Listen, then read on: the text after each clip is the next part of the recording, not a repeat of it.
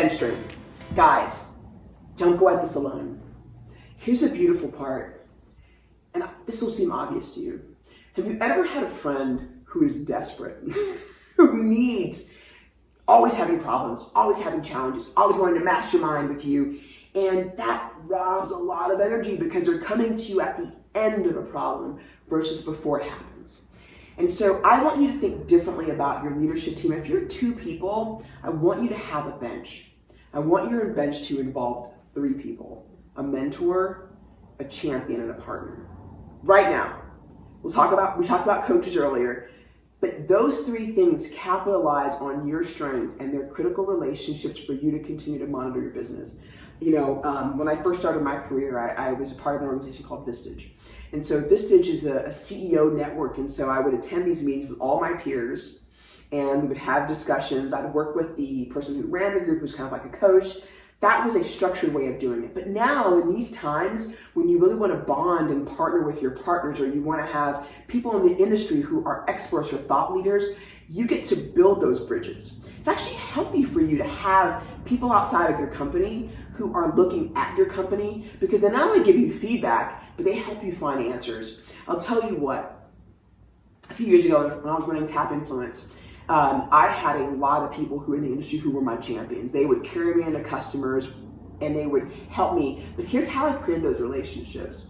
When I built the strategy for how we're going to transform the business, I called people I'd never met who were experts in the industry, and I just said, can I spend 15 minutes with you? I'll buy you a coffee, I'll buy you whatever. Let's just talk about what we're up to. And fast forward 3 years later, those people helped me raise money.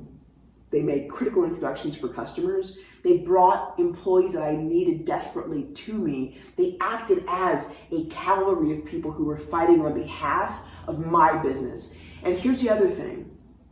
If you don't know your competitors, and if you aren't talking to your competitors about your business and your challenges and theirs, you're missing a golden opportunity. Guys, there's enough market out there for everyone, okay? We can all be successful and get rich by even working with the person next door who's in a competitive business to ours. That sounds crazy. But if you're running a business and you're in an industry that's not growing, you having connections to your competitors and people who are customers and big suppliers, they might buy your company at some point.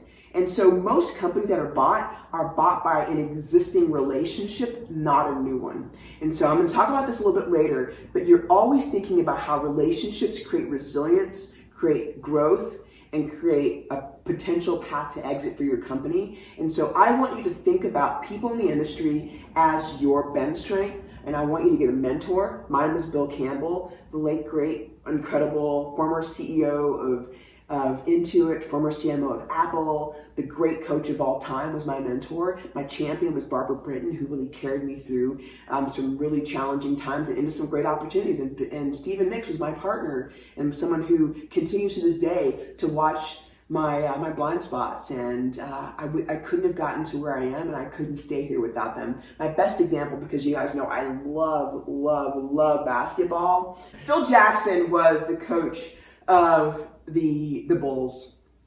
And why he and Jordan connected so well, these men were extremely similar. Their backgrounds were very similar. Their energy was very similar. So they connected and bonded. And also they had one thing that was so important, guys. They had a mutual and shared vision. And so when you're thinking about your bench, you're not just saying, hey, mentor, help me. You're saying, help my organization. And I gotta tell you, the more successful, the harder you work, the more you pour into your business, the better you become, the more those people gravitate to you, and the more they wanna work with you and support you. So if you're standing still, you won't keep a mentor, you won't keep a champion and fully leverage them, and you definitely won't keep a partner. So I'm gonna talk to you for just a second about really what it takes to get and keep these people on your bench. Number one, you gotta have a mentor that you admire, and then you also have to mentor others. And that sounds kind of crazy, but your mentor wants to know that you're doing for others what they are doing for you. That's number one. You want to recruit them by asking 3 very, very simple questions. Number one, this is how you recruit these mentors, and you're out in the industry showing people how incredible you are. So the way that you recruit these mentors is by asking 3 very simple questions.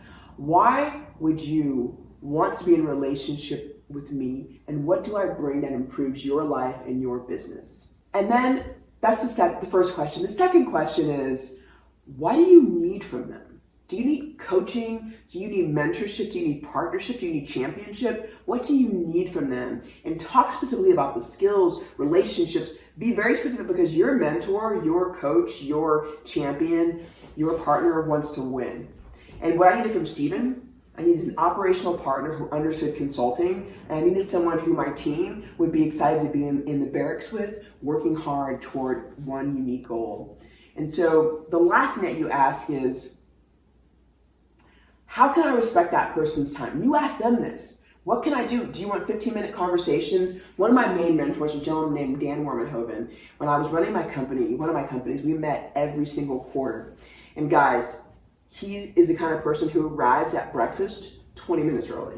And I didn't realize this until I arrived at breakfast 10 minutes late. I never let that happen again. And so respecting their time, meeting on their turf and in their terms is critical to you keeping them inside of your business.